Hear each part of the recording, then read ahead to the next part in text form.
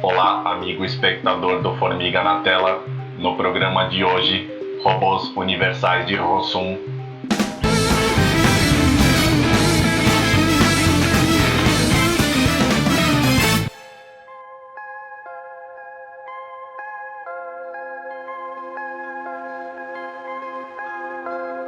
Bom, pessoal, então hoje, como o Rafa já apresentou, vamos falar sobre a peça RUR, né? R-U-R, também conhecida como Rossum's Universal Robots, ou Robôs Universais de Rossum, ou Rossumov Universalny Robot. E é claro que a pronúncia dessa última foi a de qualquer Imagina, jeito. o seu tcheco tá ótimo.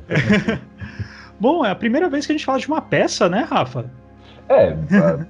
Em tese vai aparecer ali na playlist de literatura, mas sim, originalmente ela foi lançada como peça em 1921, em Praga, na República Tcheca, né? De autoria do Karel Čapek, né? Tem aquela, quem for procurar o nome do cara vai ter aquela letrinha com acento circunflexo invertido. É, aquela que não tem nenhum teclado brasileiro, tem que... Exato, assim, por uma imensa bizarrice da vida, eu tenho um amigo próximo que fala tcheco e ele já me instruiu que aquele acento circunflexo pronuncia-se como se fosse um TCH, tipo Čapek, né? Então, já aprendi mais uma coisa. Bom, a peça é até curioso a gente estar falando de uma peça, mas que é muito importante para a história da literatura da ficção científica. Muitos a conhecem pela introdução do termo robô, né?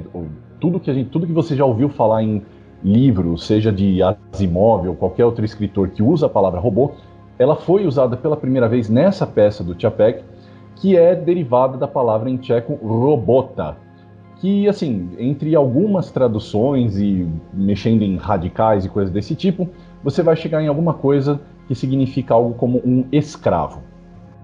Na peça, nós temos uma moça. Vamos começar pela sinopse, né? Fazer direito. Isso, só por favor. Vamos lá. Na peça, nós temos uma moça chamada Helena que visita uma ilha, onde ela encontra uma fábrica de robôs. Só que esses robôs não são no sentido de autômato, como a gente está acostumado a usar a palavra robô, nem tanto assim de androide, como a gente vê, por exemplo, o comandante Data de Star Trek, que é um ser mecânico.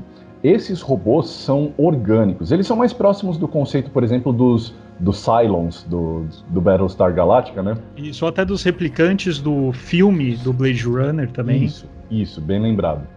Porque na história, na ilha, um cientista chamado Rossum descobriu um tipo de protoplasma que ele usou para recriar formas, para recriar seres vivos. Em um determinado momento, ele é interpelado pelo seu sobrinho, que também é apresentado pelo mesmo sobrenome, Rossum, e que decide dar um passo além e fabricar seres humanos completos, né, corpos completos, para realizar trabalhos que outros seres humanos não gostariam de realizar. No geral, trabalhos braçais. Isso tem um significado que a gente vai discutir daqui a pouco. No decorrer da peça, quando Helena chega lá, isso já está plenamente estabelecido e ela aparece como uma representante de direitos humanos para esses robôs. E no decorrer da peça, a gente vai vendo como essa postura dela como alguém que busca direitos civis para seres que na prática são escravizados vai se desdobrar tanto em relação aos mestres desses seres quanto aos próprios seres. Então, sem muitos detalhes, essa é a sinopse. Então, assim, para a gente já começar o debate, o que eu acho interessante dessa peça é que, assim, ela foi escrita em 1921, então ela está situada num caldeirão de referências históricas que ela contempla, que ela abarca. Seja toda a questão do fim do imperialismo após a Primeira Guerra Mundial, como também as revoluções trabalhistas fomentadas pela ascensão do socialismo na Europa, ali na virada do século XIX para o XX, a gente tem uma série de questões e debates filosóficos e sociológicos muito mais do que tecnológicos. Então, como um pontapé inicial, o que eu acho interessante dessa peça é que, como eu disse, eu não acho que ela seja pivotal para a história da ficção científica só porque ela introduziu a palavra robô. ela também é importantíssima porque ela reforça esse aspecto da ficção científica como um gênero que trabalha questões filosóficas e sociológicas na forma de metáforas e analogias, muito mais do que estar só preocupada em fazer previsões ou preconizações de tecnologia e ciência pura. Pelo contrário, um dos tópicos da peça é justamente o perigo que a tecnologia representa para uma sociedade que não está preparada para recebê-la. Né? Exatamente. E como você bem falou na sinopse, né, principalmente o comecinho, né, que a Helena chega na ilha, aí na ilha já existe a fábrica, né, dos robôs universais, e daí eles começam a contar a história, né, daquela fábrica, vão aí pro primeiro Rossum e daí depois o sobrinho e tal, e é interessante que nesse início você tem o debate entre o Rossum, o mais velho, por assim dizer, o tio, e o sobrinho, onde o tio, ele meio que quer se igualar a Deus, né, então ele quer provar não a ineficácia, mas ele quer mostrar que Deus não tem mais, não é mais preciso um Deus para criar, porque o Rossum pode criar. Já o sobrinho o Rossum mais novo, ele não vai por esse lado, que já é uma soberba inacreditável, vai para um outro lado de soberba, que é a questão financeira, porque ele só quer fazer os robôs como força braçal barata, ou melhor, nem barata, né, gratuita, né, praticamente. E como você falou da questão da contextualização histórica dessa peça, tanto a questão sociopolítica, que você bem disse, e também a questão que estava aí toda com a segunda Revolução Industrial também. Então é uma peça literalmente fruto de seu tempo, né? E tudo que a gente, não tudo, mas boa parte, vou chutar aqui, sei lá, 3/4 pelo menos de todos os dilemas, todas as discussões em cima de obras de ficção científica que lidam com robôs, androides, replicantes, enfim, seja qual for a terminologia, boa parte desses debates estão aqui.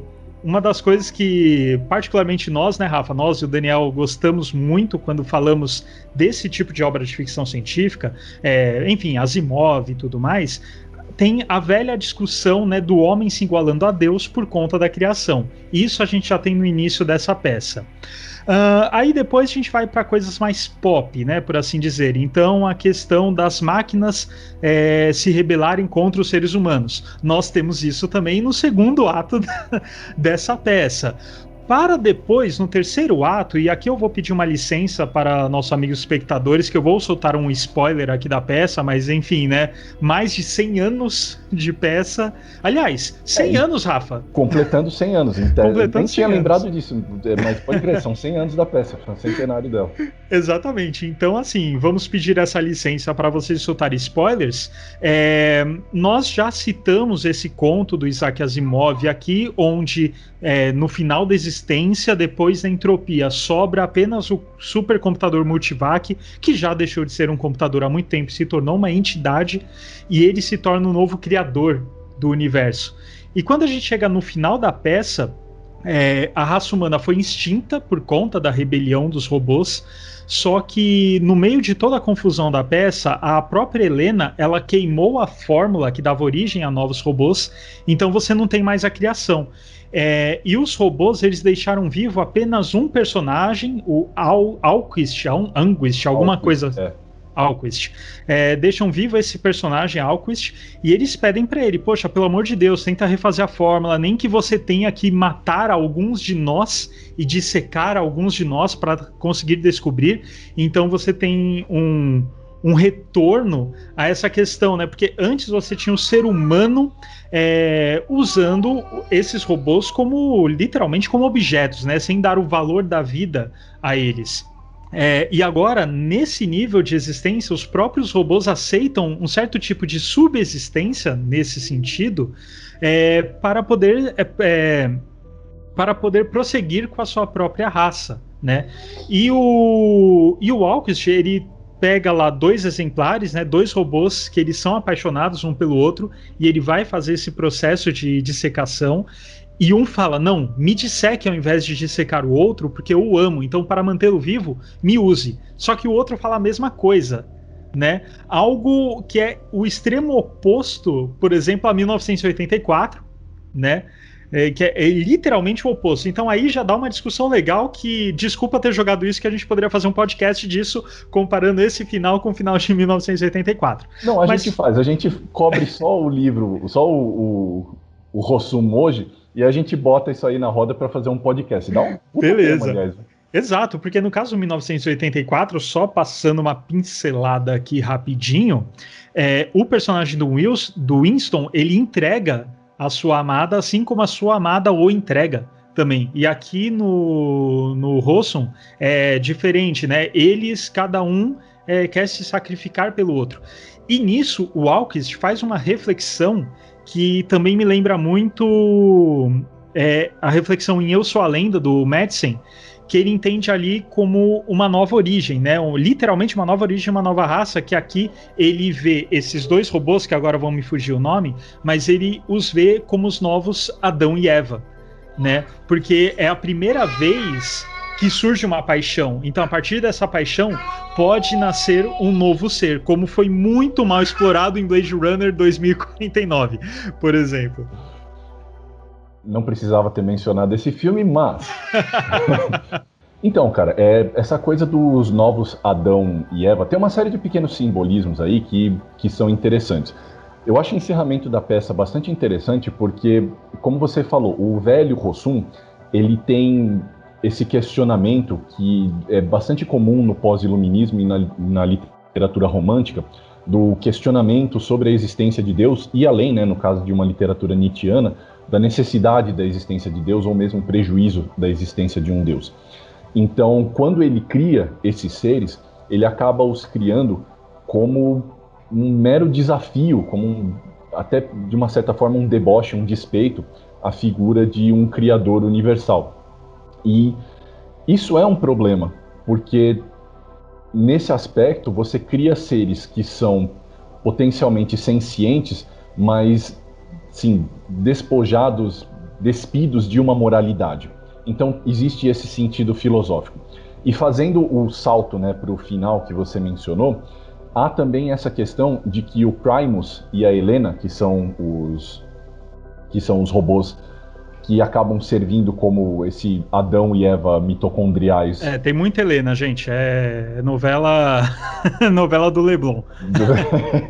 Não, nesse caso, assim, a gente até explica. A Helena tem a ver com o fato de que a mulher que chegou na ilha e que deu a esses robôs, pela primeira vez, um senso de moralidade e o valor da sua individualidade, da sua existência, chamava-se Helena, e Primus, obviamente, porque ele vai ser o primeiro homem, né, da nova raça que está surgindo.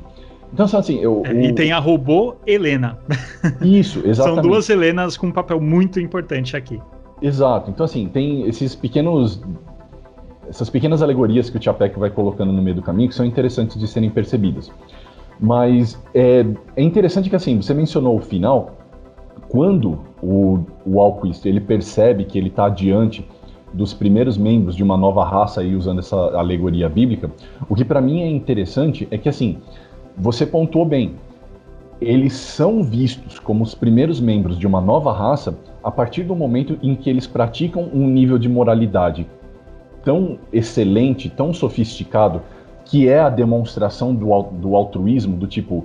A sobrevivência da nossa raça depende do sacrifício de um de nós, então sacrifique a mim e não a pessoa que eu amo. Então, assim, são criaturas artificiais que estão demonstrando não só um senso de moralidade bastante elevado, mas também emoções que são bastante sofisticadas, como, por exemplo, o amor e o afeto por um semelhante. E isso não é à toa.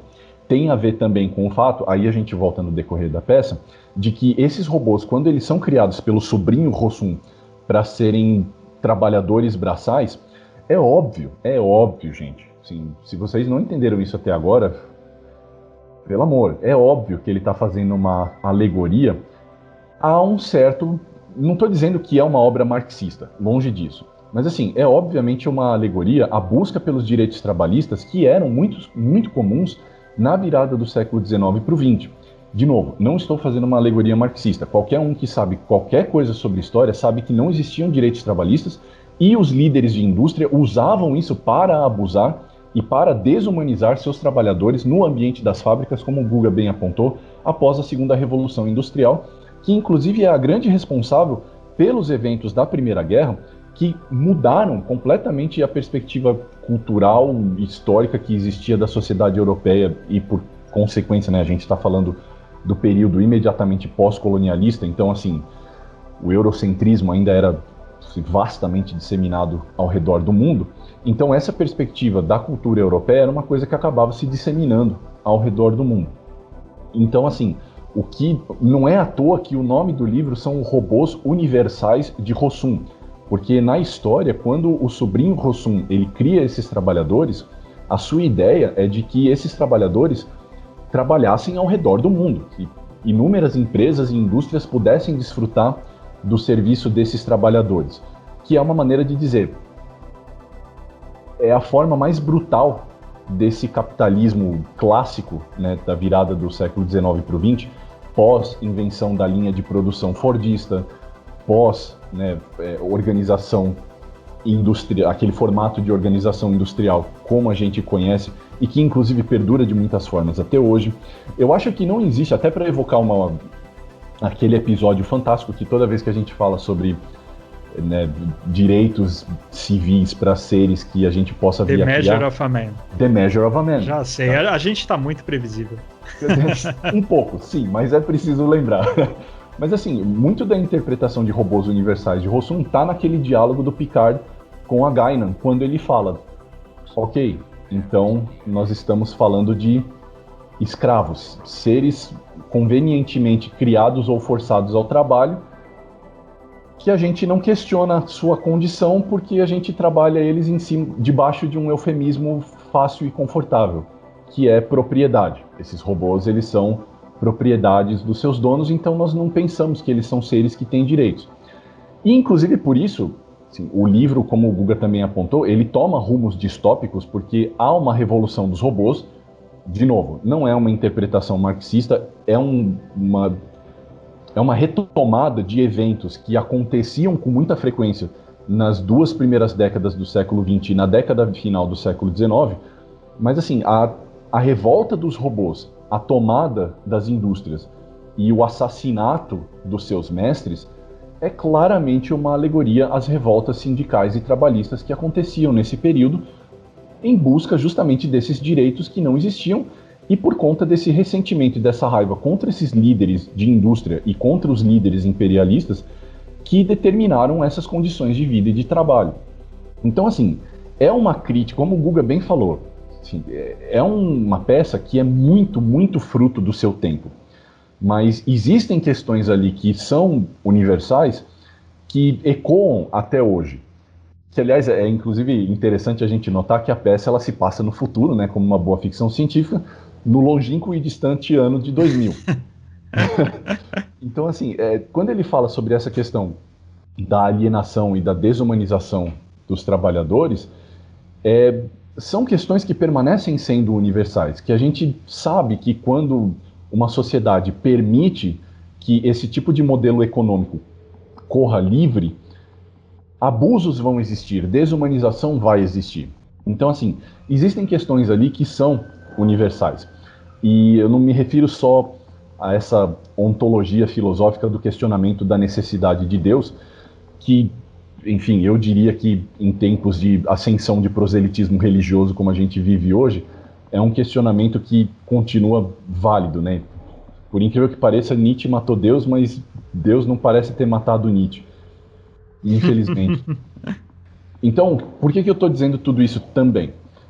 Para essa parte que o Guga falou agora de, às vezes a peça pode parecer de uma leitura um pouco estranha, de temas que são meio datados, trabalhem essa interpretação e tentem usar essas alegorias na sociedade em que nós vivemos, e vocês vão poder perceber que existem muitas delas que vão cair como uma luva. É um livro que parece datado, mas eu garanto para vocês, não é. Exato, é uma fonte inesgotável de discussão. Ó, pessoal, enfim, efeitos pandemia, tá? Tô aqui com o meu garotão aqui, pra ele não ficar sozinho. A gente tá falando de pessoas criando outras pessoas, tá aí, aqui, né? Ó. Não tem alegoria melhor que essa.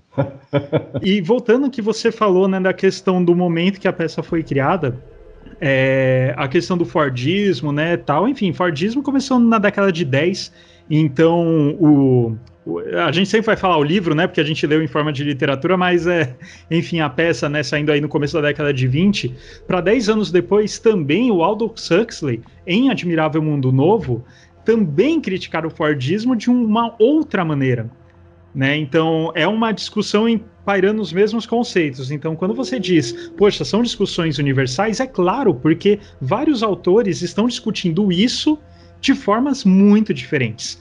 Não é uma coisa super pontual, né? Que a gente consegue ver uma relação muito direta com o objeto de crítica, né? Nem só isso, né? O próprio Nós do Zamyatin, né? Um pouco antes aí e tal, mas enfim.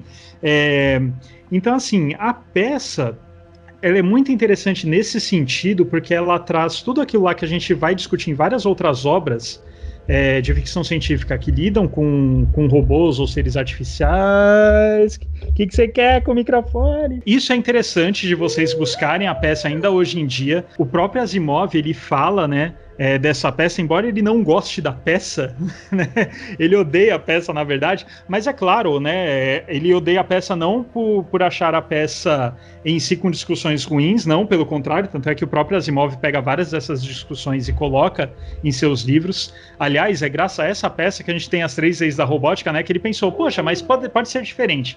Mas é que ele provavelmente não gostava, enfim, do ritmo, do pacing, enfim, né? Ele viu a peça, né? A gente só tá lendo a peça. É como se a gente lesse um roteiro e o Asimov viu a peça para um diretor ruim, talvez. E outra, a visão do Asimov tinha muito, assim, da visão de um cara que já havia vivido alguns desdobramentos. Eu imagino que para quem viveu o pós-Segunda Guerra, o imediato pós-Segunda Guerra, alguns dos debates levantados pelo Čapek em Robôs Universais parecesse já um pouco datado.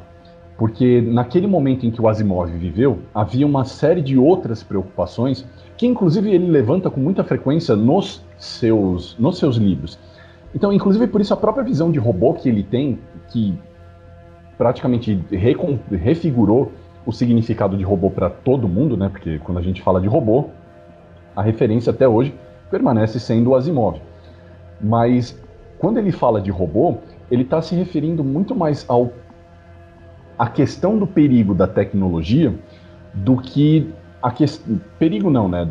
Dos dilemas morais que a evolução da tecnologia e o distanciamento da humanidade pode provocar, do que questões sociopolíticas que o Čapek trabalhava com mais força em Rossums. Embora eu discorde da interpretação do próprio Asimov. Também porque, né, enfim, eu tenho 35 anos agora em 2021, entendeu? Eu tenho essa perspectiva de anos do futuro que o Asimov não teve. Eu sou uma criatura do meu tempo.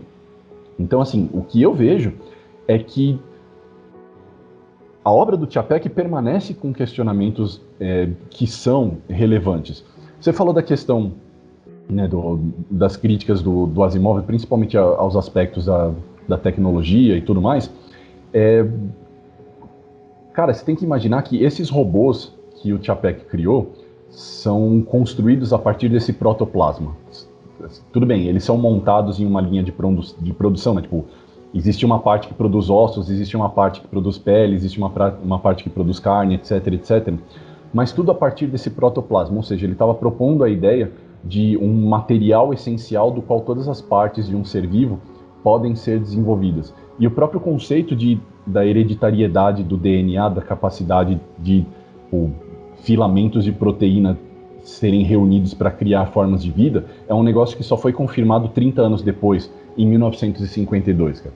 Então, assim, não é que o Čapek não tinha, assim, o potencial de especulação científica. É que na obra não era a preocupação dele.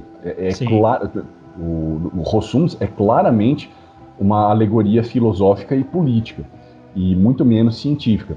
E eu acho que por isso mesmo que ela não é tão revisitada atualmente, porque, assim, quando nós discutimos tudo isso que a gente está falando, com certeza o pessoal que está assistindo a gente já viu em outras obras, né? Ah, esse negócio de lema eu já assisti em tal filme, já li em tal livro, já vi em tal quadrinho, já vi em tal game, não sei o que lá, tal.